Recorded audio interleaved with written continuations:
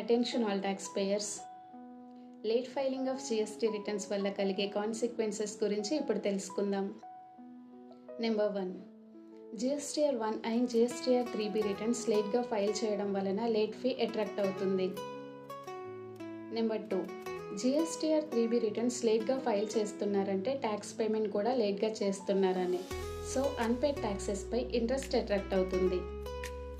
Number 3, late filing of GST returns వలన మీ recipients on టైంలో ఇన్పుట్ ట్యాక్స్ క్రెడిట్ క్లెయిమ్ చేయలేరు.